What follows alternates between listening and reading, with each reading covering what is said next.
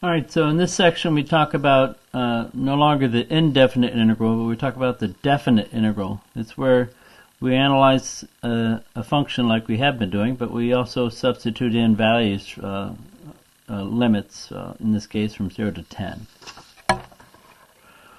So the fundamental theorem of calculus says that if you got a continuous function on a closed interval, then the definite integral is defined this way. You take the integral of the function, and then you plug in b and you plug in a and you subtract the two. Okay, so it's true for, we already know that this guy's derivative is f prime, so there you go. Alright, so stated differently, you can state it a simpler way that way, but it's saying the same thing. So the way we apply it is when we take the integral, we plug in b, we plug in a, and we subtract the two. So here we got a definite integral. We integrate it just like we would before. We add 1 to the exponent and divide by that new exponent, and 4 is just 4x, and you got some constant c.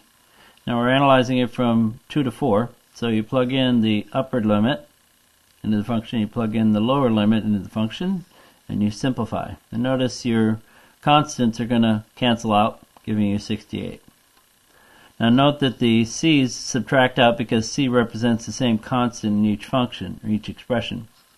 That the fundamental theorem states that f can be any indefinite integral of f, so we need not add the constant of integration to the integral. So from here on out, we're not going to be putting plus c anymore. Alright, so you integrate 3x squared and you get 3x to the third divided by 3, which is just x to the third. You get 6x squared over 2, which is just 3x squared. And now you plug in a 3 for x, you plug in a 1 for x, and you simplify and you get your answer. So what are some of the properties of definite integrals? Well, the integral of f plus or minus g is just the integral of f plus the integral of g. K times a function is just k times the integral of the function. And the integral of f is 0 if the two numbers are the same. If you go from a to a, that means it has 0 distance between the two, and there you go. If f is integral on some interval from a to b, if you go from b to a, that equals negative of a to b. So if you flip these, you change the sign of your integral. Alright, so let's evaluate this guy. Well, we can evaluate this guy as two separate integrals. Integral of the first guy, integral of the second guy. And with the second guy, we got a x squared as our derivative, so and we only have an x to start, so you got to put a 2 in there and a 1/2 out front to cancel it out. And so then when you take derivative of this, you just get this guy to the 3/2 divided by 3/2, and 2x to the second divided by 2. Well, when you flip the 3/2 becomes 2/3 times 1/2 is 1/3. And it's raised to the 3/2 power. And that guy, your 2's cancel, you just get that. So now when you analyze this guy, you're plugging in a 5 in there. Then you're plugging in a 3 in there, and you're subtracting them. Then here you're plugging in a 5 in there, plugging in a 3 in there, and subtracting them. And when you simplify the whole thing down, you get this guy here. Keep in mind, when you're doing this, if you get to this point where you have 64/3 plus 16,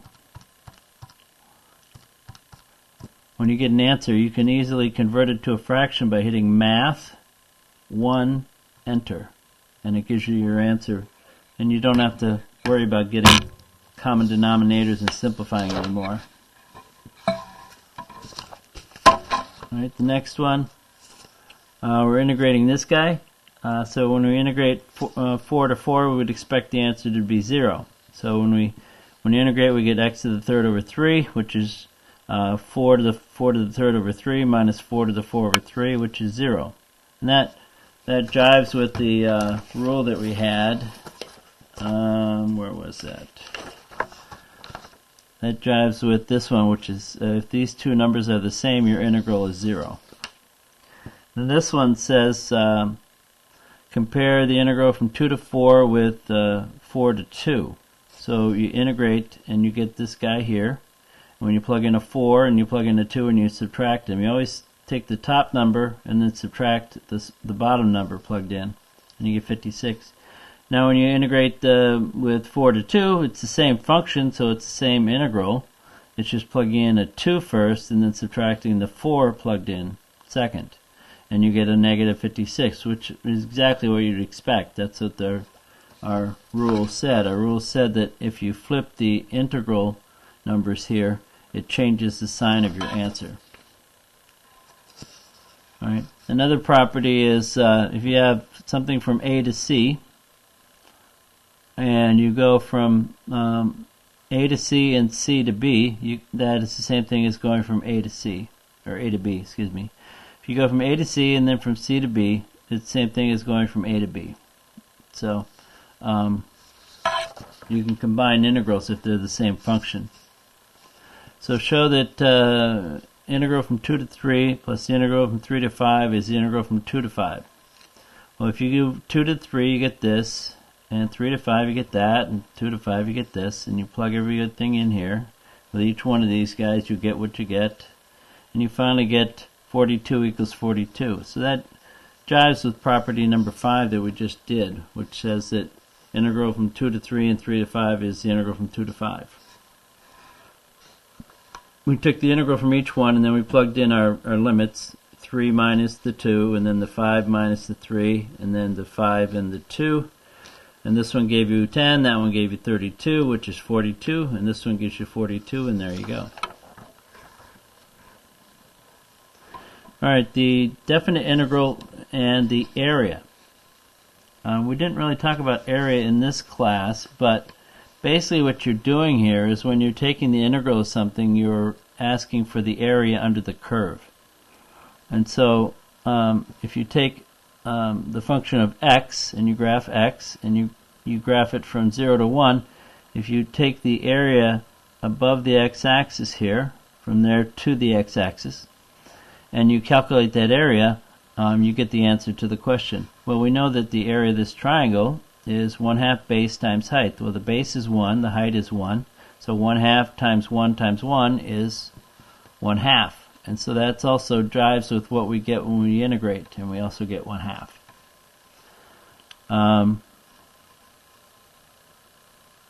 So now if they take x squared, if you look in section 3.1, which we didn't really cover, we got 1/3. Or actually, I think that was in a previous question. We got 1/3. Well, if you not every integral represents the area between the curve and the x-axis. For example, this one represents this shaded area here. And this one represents this shaded area here below the x-axis. But when you calculate this, you get this area is 2, because area cannot be negative. But when you take the integral, you get -2. So you have to be careful how you take your integral. If your integral is an area that's under the x-axis, you have to put a negative sign to cancel that out so you get the proper answer. And so you're looking at the area here under the curve. Note that if f is less than 0 for all x, then you get negative of whatever the area is. If you want to graph something and check your calculator for the integral, you graph it, and first you have to, when you're going to type in whatever your limits are, in this case we're typing a limit of 0 to 1, your limit has to be on the screen here. So if your picture doesn't show x equals 0 and x equals 1, you won't be able to calculate it. So first you need to have a window that shows the two numbers that you're going to take the limit of, or and so then you hit second calc 7, then you type in the first number, in this case 0, enter, then type in the second number, and then enter, and then it will give you your answer for the integral. And for this one, it's actually 12. Alright, true or false? For any integral, we can omit the constant of integration. That's false. That's only true for definite integrals, that we can omit the constant. B, negative, the integral of -1 to 3 equals the integral of 3 to -1. Yes, that's true, because you flip the limits of integration, you can change the sign of your answer. C, the area between f and the x-axis on the interval is given by the integral from a to b. No, that's only true if f is greater than 0. Right? It's not true if it's below the x-axis. Number 2, evaluate this integral. And so when you do evaluate that, you get 12. All right. You'd have to integrate each one separately, and you get this, and then you plug in your numbers there. And then for this one, you can use u is x squared plus 1, so u prime is 2x, so you put a 2 there and a 1/2 out front. So you expect that 1/2 to show up there, and then you integrate and you get your answer. If the rate of growth of some function with respect to t is f prime of t, then the total growth of the function during the period from 0 to k can be found by evaluating the definite integral of f prime. So if you've got a function that shows you the rate of growth, you can actually find out what the actual total growth is by taking the integral of that derivative. All right.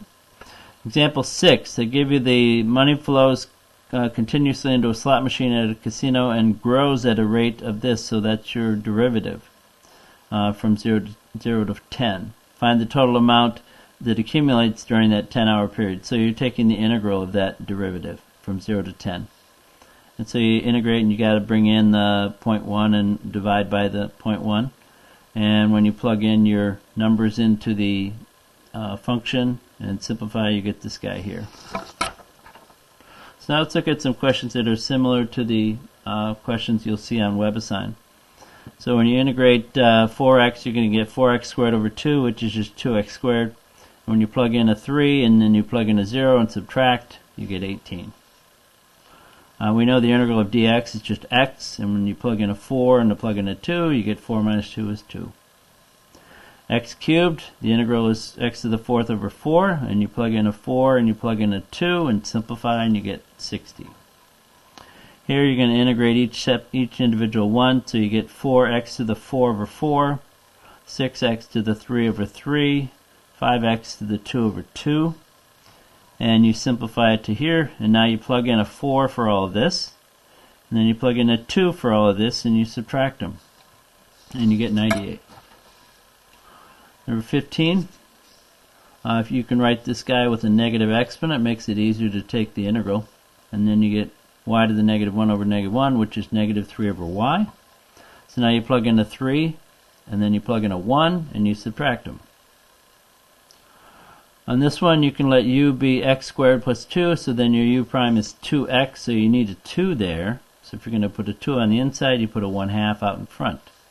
So that's just u to the 3, so your answer is just u to the 4 over 4. And you plug in 4, and you plug in 2, and, well actually I plugged in what u equals first, and then I simplified it to this.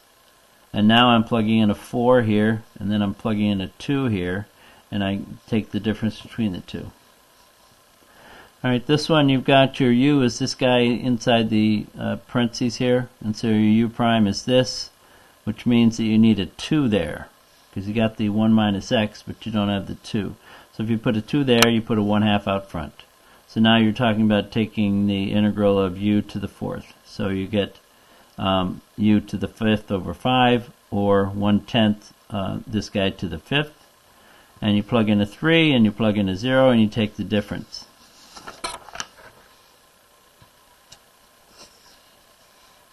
Alright, so this guy is the same thing as to the 1/2 power, and if you take this guy to be your u, you need a 4 dx out here to be your du. You need a 4 to be your du. So you put a 4 there and a 1/4 to cancel it out. So now when you integrate, you're going to be integrating u to the 1/2, which is this guy, to the 3/2 over 3/2. And remember, when you flip that fraction and multiply it times the 1/4, you get 2 over 12, or 1 over 6. And now you plug in a 4, and then you plug in a 0, and you take the difference, and you get this guy here. 27, if you let u be 3x, then your u prime is 3. So you need a 3 there, and you need 1/3 to cancel that out. And so you get e to the u with the 1/3 out front. And now you plug in a 1, and you plug in a 0, and you take the difference. 34. If you let u be x squared plus 4, your u prime is 2x. So you need a 2 there and a 1/2 out front. So that's what I do there.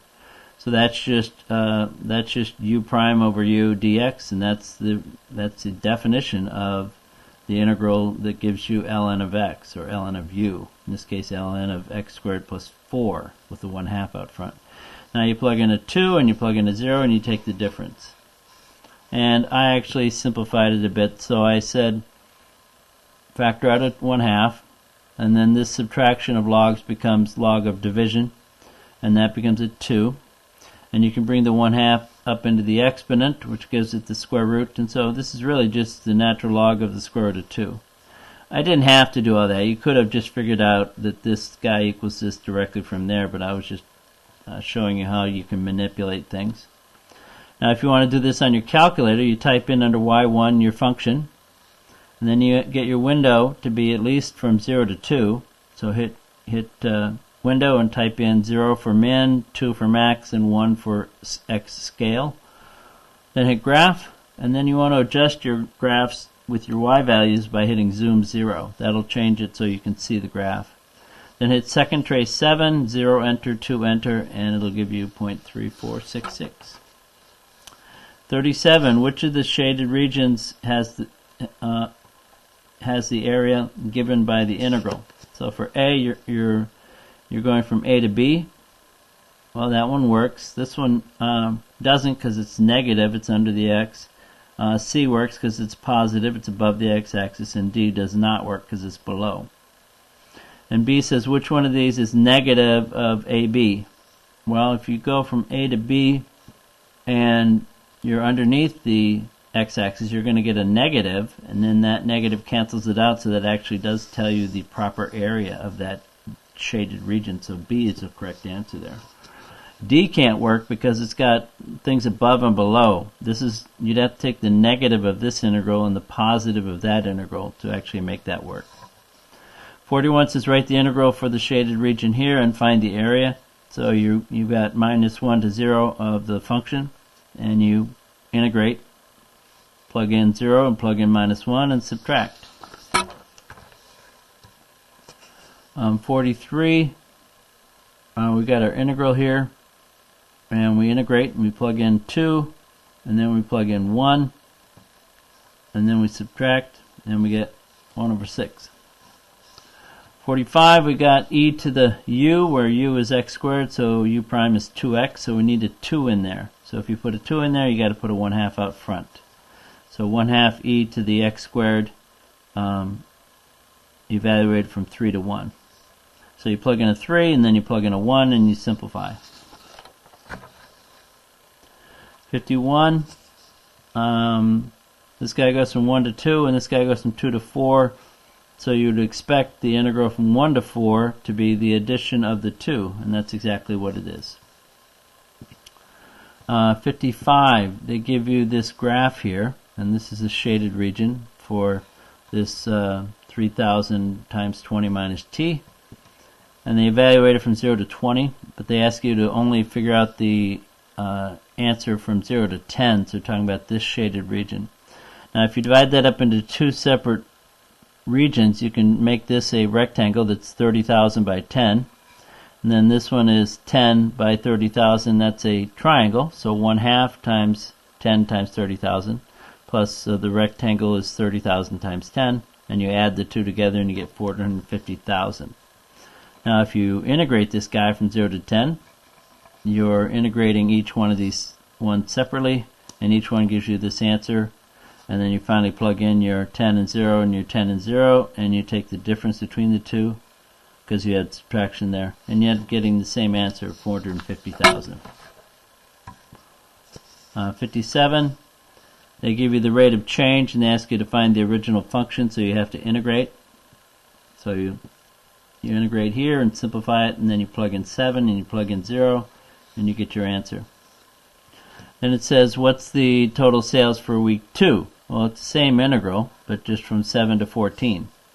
So you get the same answer for the integral, it's just the numbers are different. Now you plug in 14, you plug in 7, and take the difference, and you get 2450. This one says the velocity of blood through a vessel is given by this function where k is constant, r is a constant, and the radius, r is the constant, the radius of the vessel, and r, lowercase r, is the distance of the corpuscle from the center of the vessel. They want you to find the volume when capital R is 0.30 centimeters and V equals this. So in place of R, capital R, you put 0.30. In place of V, you put what V equals. And then we have to integrate this. So if you multiply these times this, you get this. Multiply this times this, you get that. And so we got two separate integrals we can do. And this one is just R squared over 2, which simplifies down to here.